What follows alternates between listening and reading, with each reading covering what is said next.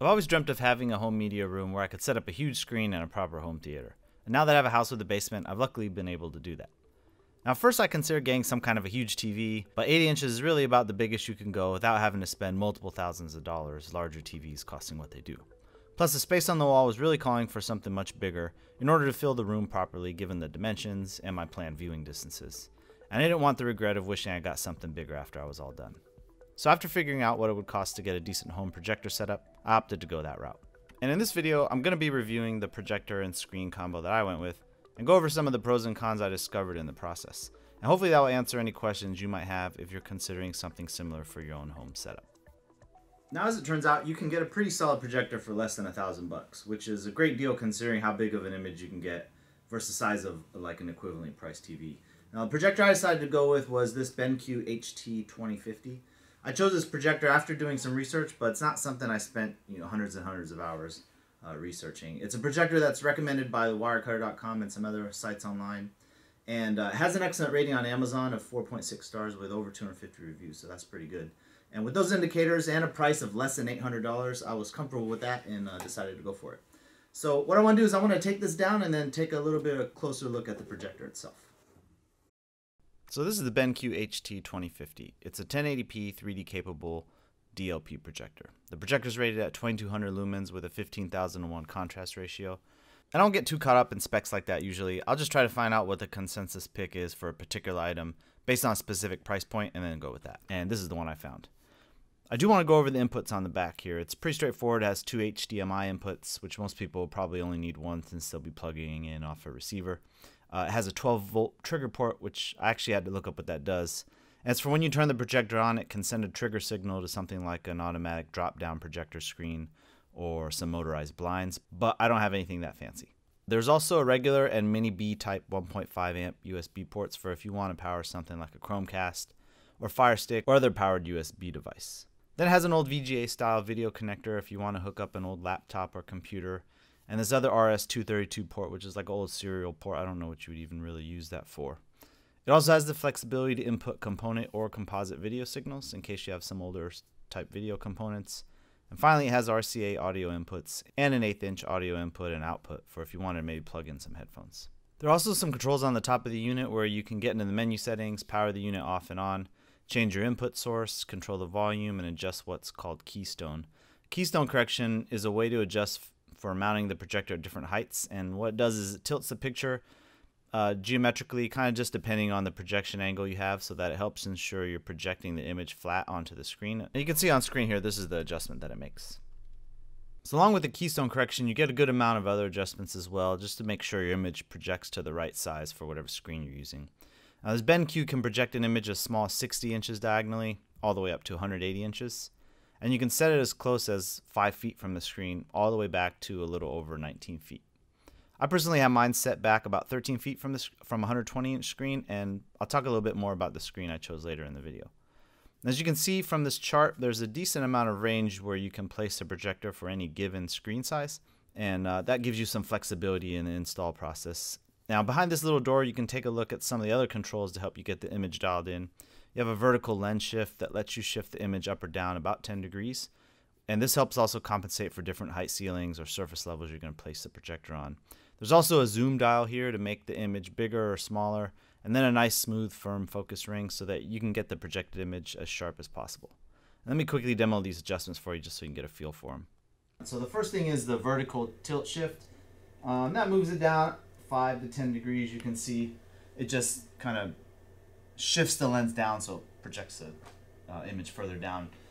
The other thing is you have the zoom. So let's say if we zoomed all the way out like that, you can see, I know it's a little blurry, but then you use the focus ring to focus it in. You can see that cuts the picture way down. I mean, that would probably be 100 or 90-inch screen, something like that. And then if you want to zoom all the way in, you can instantly make the picture once you focus it in there, that'd be like probably 140-inch screen or so. And so you can see there's a lot of adjustments. Doesn't really matter exactly where you mount this projector, I guess is really my whole point with that.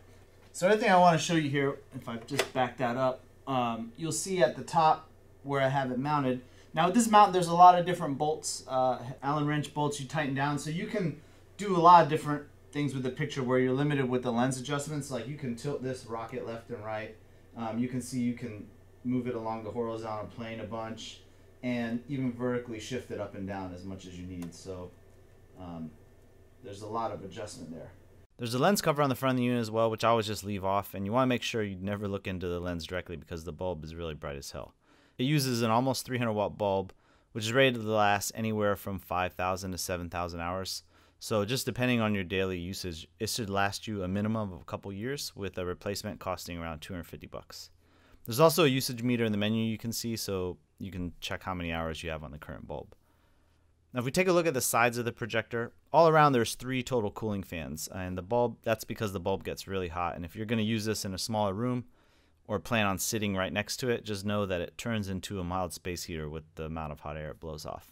And there are 2 intake fans on the right and an exhaust fan on the left, and mounting it directly above my head, I was worried the fan noise was going to be too loud, and while you can definitely hear it blowing when there's no audio playing in the room, it's not bothersome, and it's low enough that you don't hear it at all when you're actually watching movies on the screen.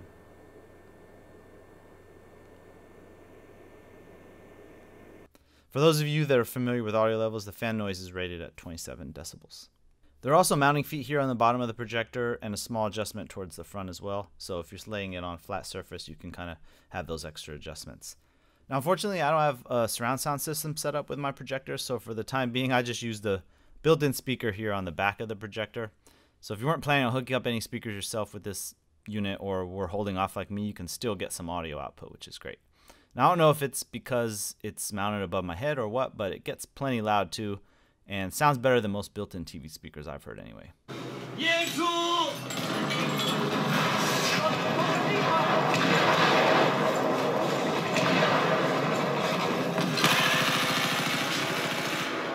Sit down. There you go. Take that flag, go push that flag.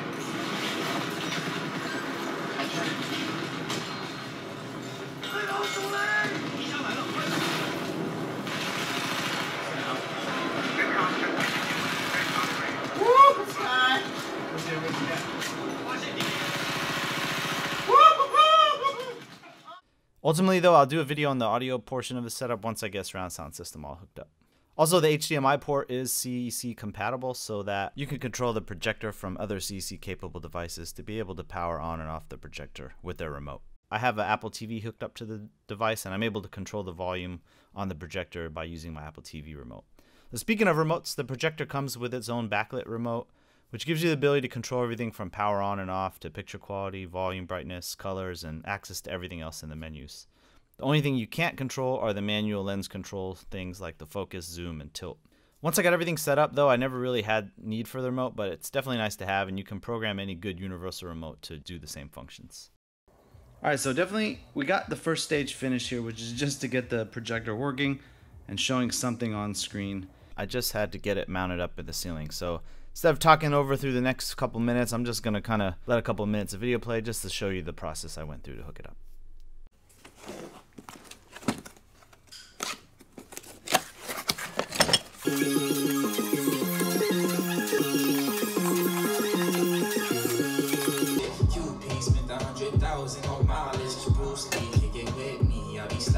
I just put a board going across the top. Somehow I'm going to mount it in there, and then we'll cover it some kind of way with a tile.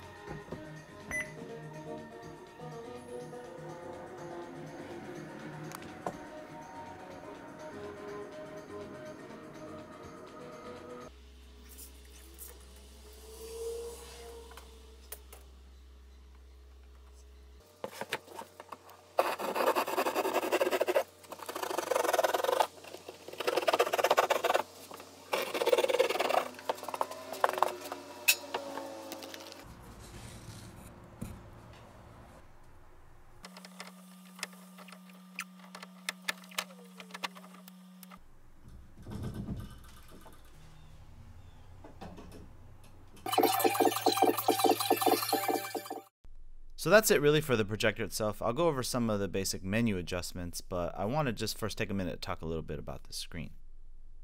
So initially I was just projecting the image on the wall, which is really, I just had an off-white painted drywall surface here. And of course there's nowhere near close to ideal because the surface isn't really smooth on drywall, and it softens the image almost to a point where you feel like you're watching an image through a screen door. I definitely wouldn't recommend it. They do make a projector paint that you can get, and it's pretty cheap by the gallon, but I wanted an actual screen because I just think it makes it look a lot more official. And I went back and forth on screen size, trying to decide between 110 inches, 120 inches. I knew 120 inches was the max I wanted to go because the width here, I wanted to just be able to leave room on both sides of the screen to be able to get some floor standing home theater speakers down the line. So I wanted to make sure I had some space. Plus I knew from past experience that you should always just get the larger size, because if you end up getting something smaller, you usually end up regretting it. So once I settled on the screen size, I did a little research to see what a decent screen would cost. As you can imagine, there's a huge price range when it comes to screens and all kinds of different options you can go with. But I knew I wanted one that I could just mount on the wall flat, so there would be no chance of it moving around or not being taut or worrying about the subwoofer vibrating and stuff like that. I was actually very surprised at the cost of the screen. I went with a 120-inch screen and it only cost $250. This is the one I got. It's made by Silver Ticket. It has a 4.7 star rating with nearly 1,400 reviews, and it's hard to find any product that's rated that high. So I thought I was pretty safe with choosing this one. Also, one of the other reasons why I chose this one is that almost all screens require assembly, and people were saying this was a relatively easy one to put together. So once I got it delivered, it took me and my dad probably about half a day, or actually a little bit more, to get it assembled and up on the wall. You want to take your time to make sure all the corners are square, and we measured a bunch of different times just to make sure we were getting it all perfectly centered, leveled, and framed in on the wall. The screen itself comes rolled up, and it's basically just a white roll of vinyl, obviously specially made for a projector screen, but you can opt for a gray screen as well. That's supposed to give you deeper black levels, but the trade-off is brightness levels, and I thought the white was the way to go for me. Now, the most difficult part of the whole process was stretching the vinyl screen out over all the different mounting points, because you have to stretch it very, very slowly, and it feels like you might rip it at any point. And you can see here, even after we stretch it out as far as we thought it could go, as tight as we could pull it, we were still almost 3 inches short on the end. So you just have to take your time and just keep pulling it and stretching it as best you can, little by little, and just eventually close the gap. And this is what lets you end up with a really tight flat screen with no ripples in it. We did finally get it all worked out though, and then it was ready to mount it up. The entire screen itself isn't very heavy at all, and believe it or not, it only takes 4 drywall mounting screws, which are included. There's a vertical support in the back that was tricky to get in, but you just kind of have to pull on the top and bottom of this frame to slide it into place. Once it's up on the wall, you do have some leeway to slide it back and forth a little horizontally just to make sure it's centered. And like I said earlier, it takes a little planning and some time to assemble, but it was really exciting to finally get it done. No more watching the image on the wall. We finally had a proper screen. So with the install part of the process done, I think it came out looking pretty awesome. And finally, we were ready to go into the projector menu and do some tweaking. So here I just want to show you some of the basic menu settings that you can get into with the projector. You have your picture settings, which allows you to do default picture modes similar to most TVs. You can use cinema mode, a movie mode, game mode, a couple user specific preferences, bright. I just use vivid because I found that gives me the best picture and color quality overall. And you can individually set brightness and contrast levels. And this is going to kind of depend just on your particular room setup, your ambient light, and what looks good to your eyes. You can set sharpness in here. Your lamp power, this is going to allow you to set on an eco or normal mode, and the eco mode is going to make your bulb be just a lot dimmer because the point of it is it tries to let your bulb last for longer. So I just keep it on normal because I want the best picture quality. Then there's some advanced settings for those of you who like to really tinker with things. You can set gamma and advanced color management and color settings, fine tune all that kind of stuff. I don't really mess with that personally too much myself. But those options are in there, and it's they give you a pretty good number of picture settings to mess with. You have your audio set up here. This is mainly for the onboard speaker if you're going to happen to use that. One thing to note is there is a manual EQ, and I set these all down because even on a 1-level speaker, it's too loud. Sometimes you want to turn it down, and then the next step down is off. So I turn these down so I'm able to modulate the volume a little bit better, so that's just something to note. The other thing is you have the display stuff here, and this is where you can activate or turn on the 3D menu. Not the menu, but the 3D mode. If you're going to watch some 3D movies, you can set it at the top, bottom, or side-by-side kind of 3D, depending on your source. I don't like 3D movies, like I said. I just prefer regular, just regular film. But, it's nice to be able to have the 3D, and most projectors in this price range are 3D capable, so it's nothing really that special. And then here is just some of your basic system settings. One thing to note here is the auto power off. You want to set that to the lowest possible. That's just because when it's not getting a signal from the source, it will automatically turn your projector off, save you some of that bulb life. And you know, there's a lot of other settings, so you're not going to bore you with all those. You can rename your source and stuff like that. And then finally, just want to show you the HDMI port settings. Here's where you can turn CEC on and off, which is going to let you control the power from the projector from your device rather than having to turn it on, you know, from the projector itself. So that's kind of convenient, as I showed you earlier with the Apple TV. You can turn off things like the LED indicator, the power on-off light on the projector, and things like that. So all kinds of little different settings, which is really nice and gives you a lot of options. Now here's a shot of just a still shot here because I don't want to show a movie, get a copyright strike. But you can see the colors on here, they're excellent in a perfectly dark room. Now this is during the day, so I have some light coming through the shades in the back, but they're drawn, and there is some daylight, a little bit of daylight that comes through, but I don't have any lights on here, and you can see the screen, it's sharp, it's perfectly clear. Now if I turn on the lights in here, you can see instantly it gets pretty washed out relatively, but it's still watchable. You just, like, I have 8 lights going across the ceiling, and if I turn the front 4 off, then it becomes a little bit, you know, better because you don't have lights in front between you and the screen. So that improves the lighting situation in here. But if I, you know, you can turn these down. The more you turn them down, the better the picture is going to get. Obviously, until you turn it off, then it's going to be the best. And here's just another example with all the lights off, but with the shades up. You can see, I mean, it's more washed out. It's definitely still watchable. It's just not going to look like an LED TV or anything like that. Now here's just one more example where I have just the accent lights on. When I turn the light on, you're going to see big change in picture color and quality. So you can see it does get washed out. It does get washed out. So I guess my whole point is you want it in a room where you can control the lighting. You don't want a lot of ambient light or daylight coming in. And if it does, it's still watchable, but like I say, it's not ideal. So that's about it as far as the video and the setup and everything else goes. What do you guys think? I think it came out really, really awesome. I'm impressed with it myself, of course, you know, but I really like it. I think it's a freaking awesome deal. I mean, 120-inch screen, projector. The only thing I don't have is the audio system yet, but you know, that's going to come down the line. But even as it is, just using the speaker on the projector, being able to watch all kinds of movies, watch video games. I watch my recorded video games, sports. I watch F1, NBA. I mean, all that kind of stuff is just amazing on a 120-inch screen. Oh, look at this, Rosberg and Verstappen. Tried the big dive on the inside. Verstappen made it difficult. Now out of that Mercedes. Off the turn. You got him now.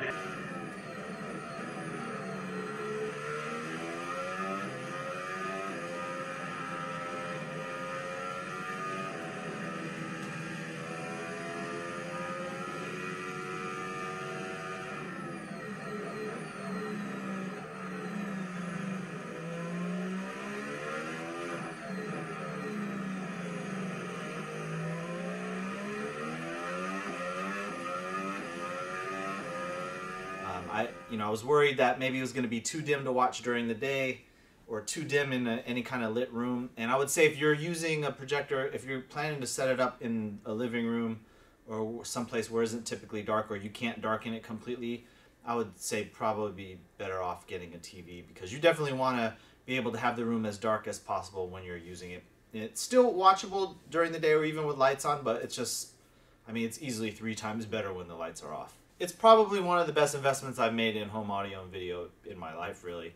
I really love the setup, how it came out. And again, it was only for about $1,000 because, remember, the projector I got for $770 and then the screen was $250. So you're right, a little bit over $1,000. And you'll have you can get a great setup like this as long as you have the room and space for it. I definitely recommend it. And that's all I really have to say about it. I hope you guys liked the video. Please remember to thumbs up, or even better if you want to share it. And thanks a lot for watching. Leave me any questions down below, and you guys take care.